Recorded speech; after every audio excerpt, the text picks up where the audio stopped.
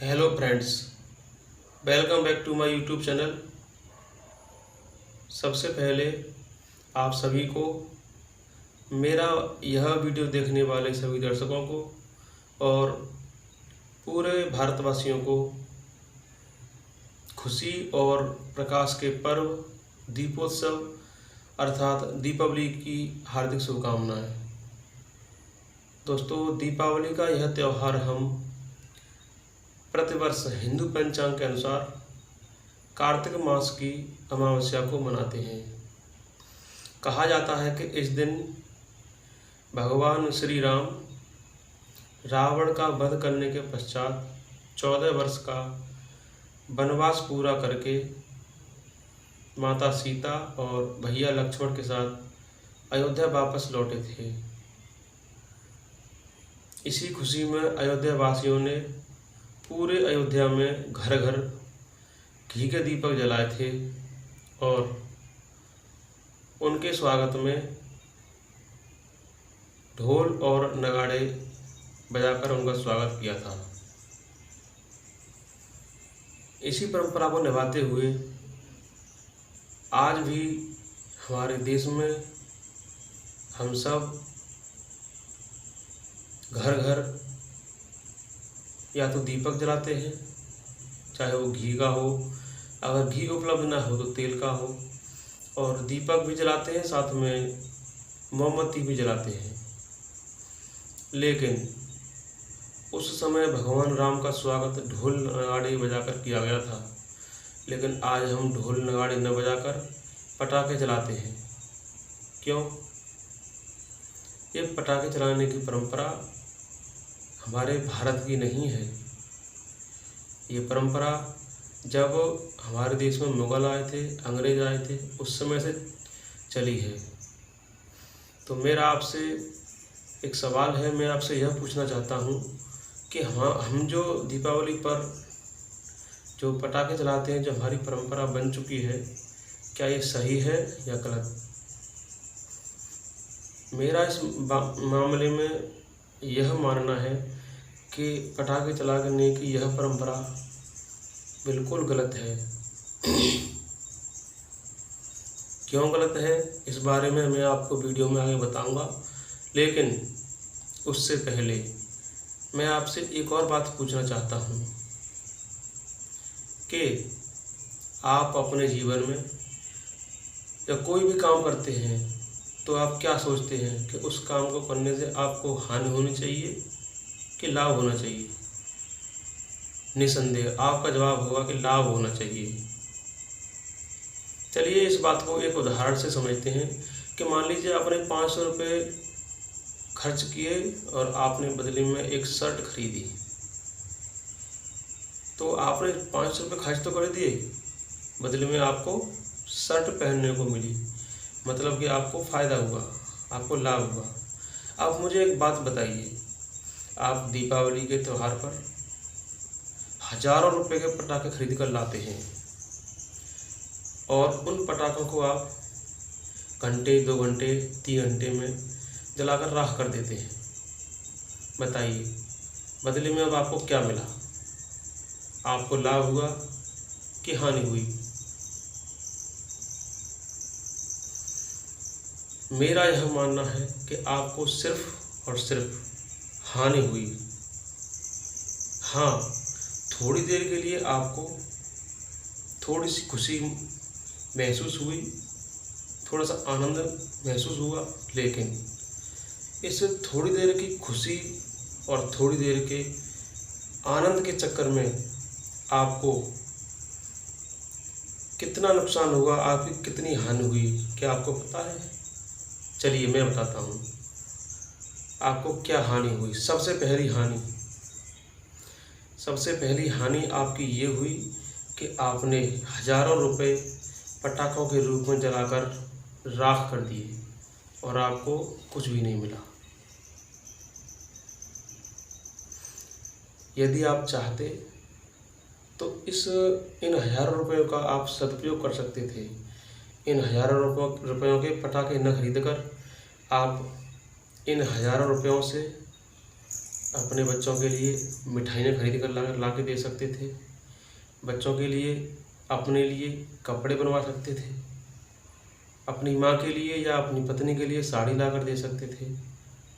अपने बच्चों की स्कूल की फीस भी जमा कर सकते थे, लेकिन आपने ऐसा नहीं किया।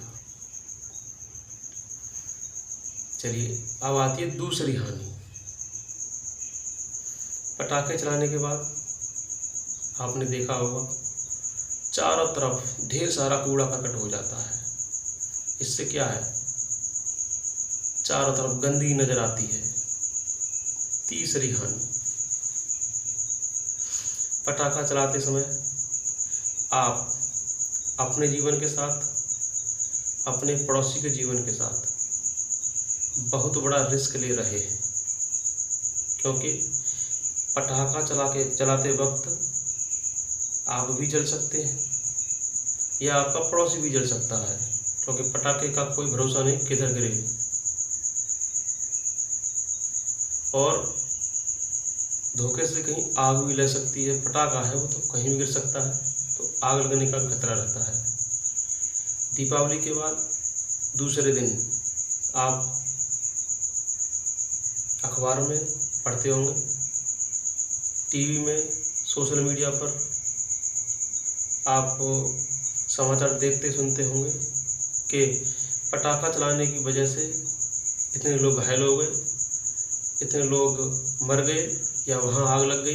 इस तरह घटनाएं आपको देखने को सुनने को मिलती होंगी। तो ये भी हानियां हैं। अब आती है चौथी हानि।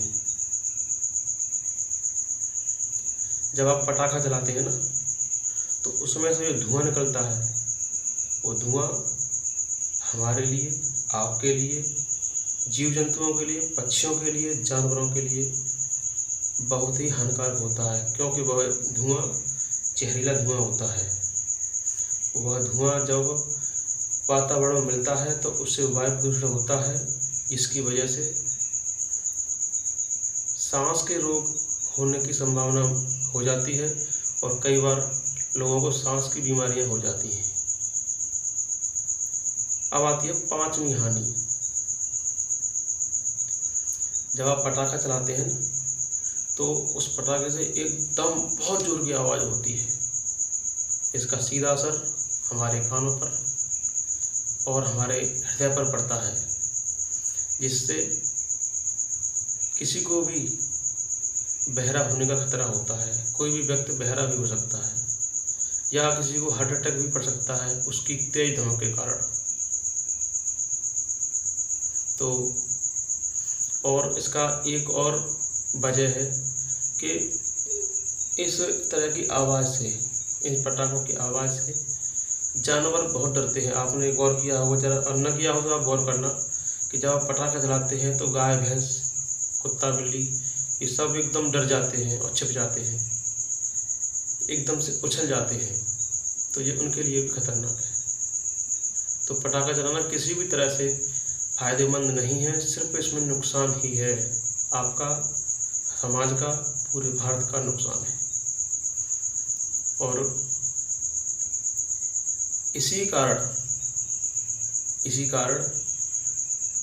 इसी समस्या के कारण केंद्र सरकार और राज्य सरकारें दीपावली के समय आपने देखा होगा कि पटाखे बेचने पर, पटाखे चलाने पर या तो बैन लगा देती हैं या कोई जुर्माना लगा देती हैं, लेकिन फिर भी चोरी छुपे पटाखे बेचे जाते हैं, खरीदे जाते हैं, चलाए जाते हैं। सरकारों के पुलिसकर्मी, अब मान लीजिए 50, 100, 200 होंगे, तो वो कितने लोगों की निगरानी करेंगे, किस किस को देखेंगे। इस मामले में मेरा यही मानना है कि सरकारें कितना भी प्रयास कर लें, पटाखे चलाने की इस परंपरा को नहीं रोक सकती, ख़त्म नहीं कर सकती, तब तक जब तक भारत का प्रत्येक नागरिक पटाखे चलाने की इस परंपरा के खिलाफ अपने आप को अंदर से, अपनी इच्छा से अंदर से नहीं बदलेगा, तब तक ये परंपरा खत्म नहीं होगी। इसके लिए भारत के प्रत्येक नागरिक को यह संकल्प लेना होगा कि हम पटाखा नहीं चलाएंगे। दीपावली पर पटाखा किसी भी हालत में हम पटाखा नहीं चलाएंगे, कुछ भी हो जाए। यह संकल्प लेना होगा और इस संकल्प पर दृढ़ रहना होगा, तभी इस हानिकारक परंपरा को खत्म किया जा सकता है